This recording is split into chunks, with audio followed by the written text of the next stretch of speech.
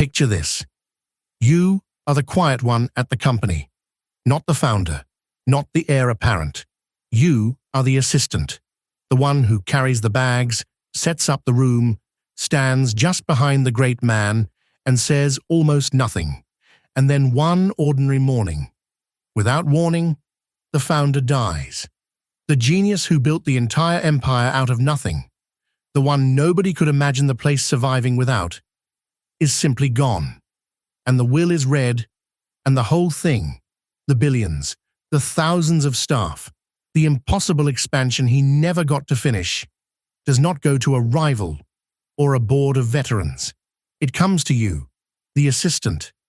Now be honest about what happens inside your chest in that moment, because a man once lived exactly this, on a scale that makes a company look like a lemonade stand, and the way he survived it is one of the strangest and most useful things in the entire Bible. He did not survive it by working harder. He survived it by completely rewiring his own mind on purpose in a matter of weeks.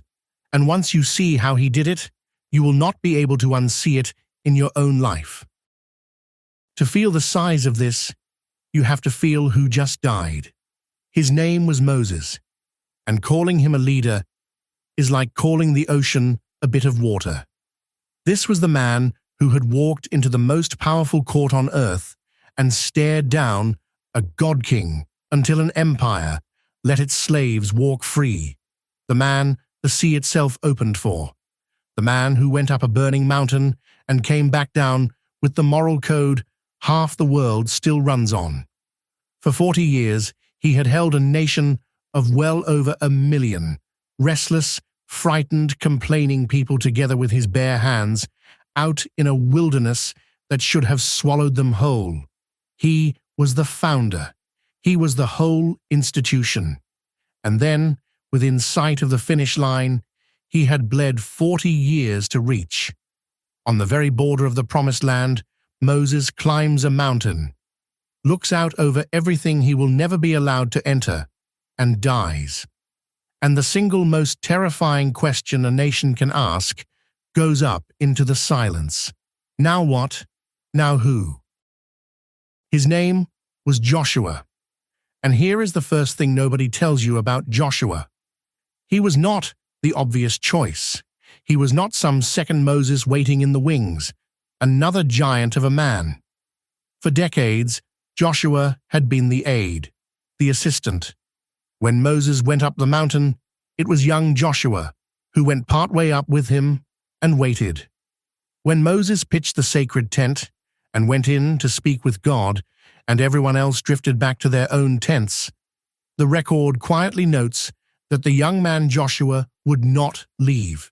He stayed. He lingered at the door of that tent when there was no one there to impress. For 40 years, he was the man in the background, carrying, serving, watching, learning a craft he probably never dreamed he would have to run alone. He was the apprentice. And now, with no notice, the apprentice has just been handed the keys to the entire enterprise. And what an enterprise! Understand exactly what lands on Joshua's shoulders the morning after Moses dies. He does not inherit a finished, peaceful kingdom. He inherits the one job the entire previous generation had looked at and flinched and refused. He has to take this enormous, unwieldy nation and lead them across a river in flood into a land packed with fortified cities and walls that scrape the sky, defended by peoples so large the last set of scouts came back white-faced, calling themselves grasshoppers by comparison. 40 years earlier, an entire generation had stood on this exact border, heard this exact assignment, and said no. Too big, too strong, we cannot. And they had wandered in circles until every last one of them died in the sand, precisely because they could not make themselves believe it was possible. That is the inheritance. Not just a task Joshua had never done, but the specific task that had already broken the confidence of everyone who came before him. He did not consciously train for this.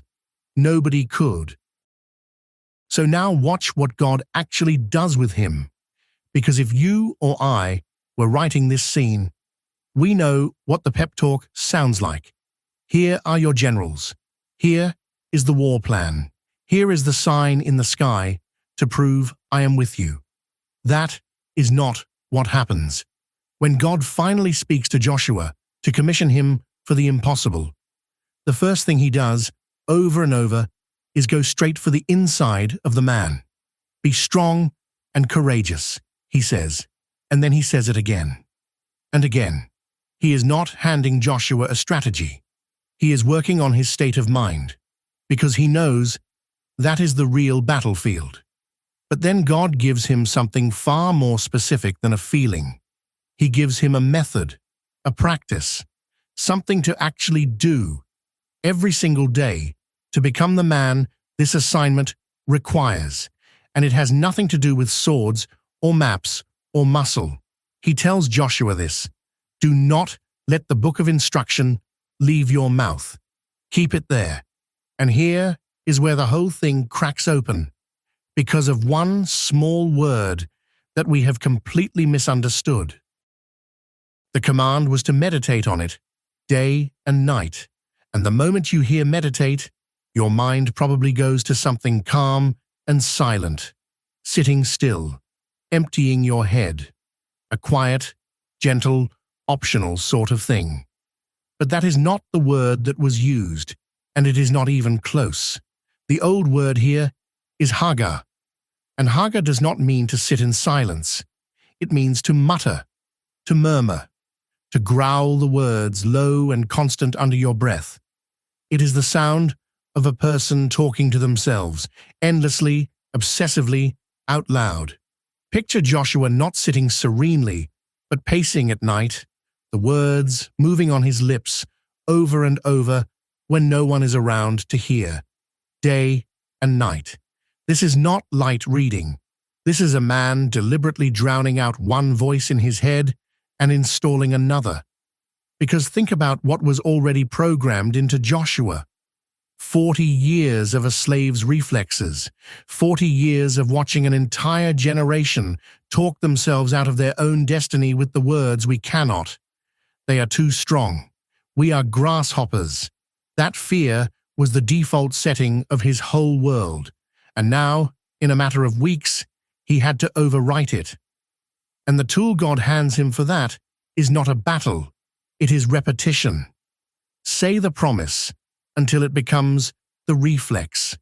Rehearse the new reality on your lips until it sinks below your thinking and becomes the automatic voice you hear at 3 a.m. when the walls of the city look too high.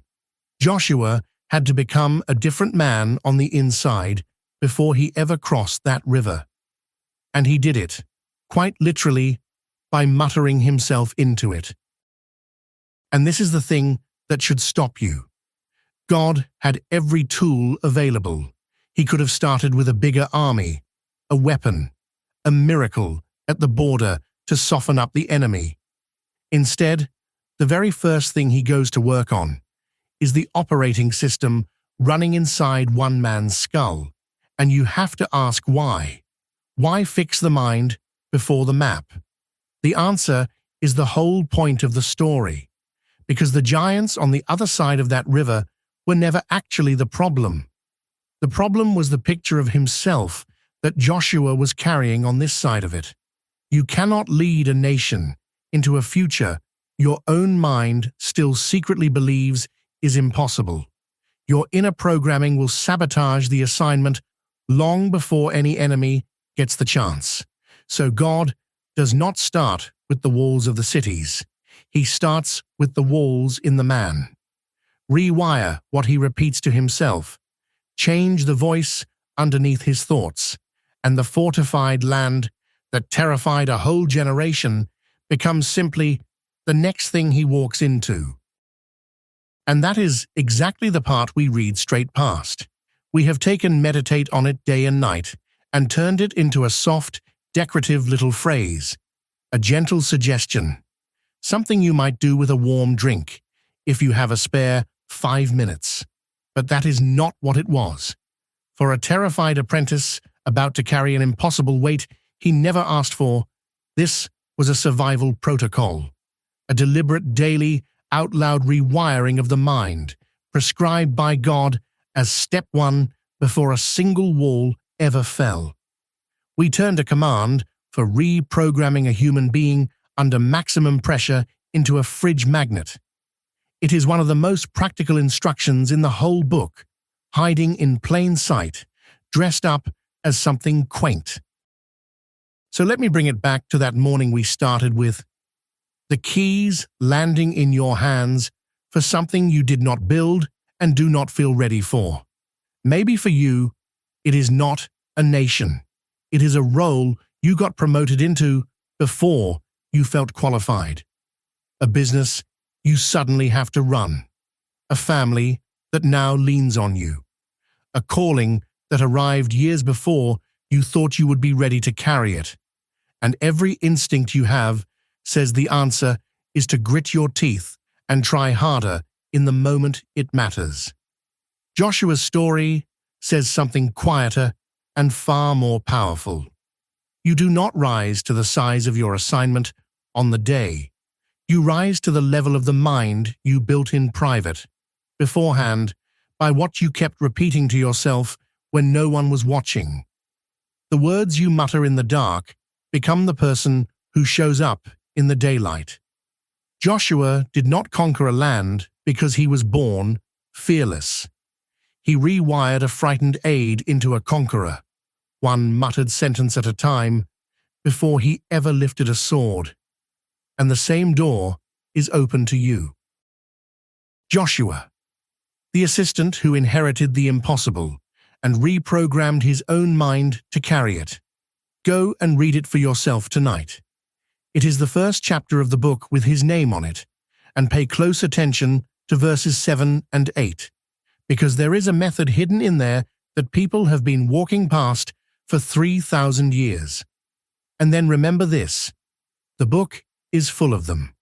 Ordinary people handed weights far too big for them, quietly rebuilt from the inside out, waiting for someone to slow down and finally see how it was actually done.